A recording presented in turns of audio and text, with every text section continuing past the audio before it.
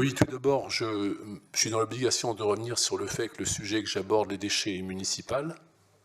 Parce que quand je suis ici, on me dit que ça n'est pas municipal, et quand je suis à la métropole, tout le monde, les maires me disent, du moment que l'incinération, l'usine est faite à Montpellier, nous on s'en fiche, puisque eux protègent leurs administrés.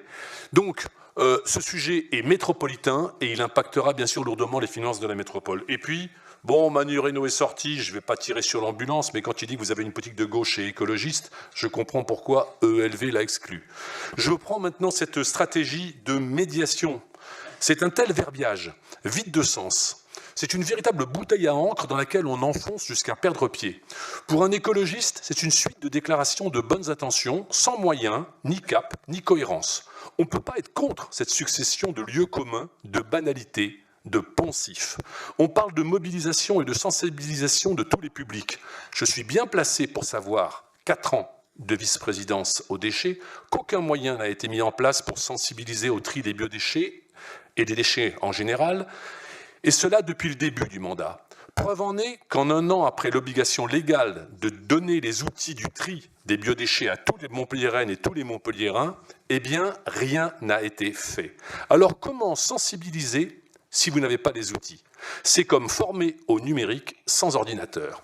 Alors, quand je lis à la rubrique « Déchets, donner l'élan » et les moyens de mieux trier, il est permis de douter et de crier à l'imposture. Les actions que nous avons menées, Célia Serrano et moi, même en médiation dans les écoles, ne sont pas reconduites. Plus aucune association n'intervient pour sensibiliser les enfants au tri, aux biodéchets, au gaspillage alimentaire et aux solutions qui visent à réduire les déchets à la source. C'est une honte, et cela donne une idée du peu de considération que l'exécutif porte à la question de la sensibilisation sur ce sujet si important. Seule l'écolothèque mène des actions bien seule auprès des enfants qu'elle accueille en son sein.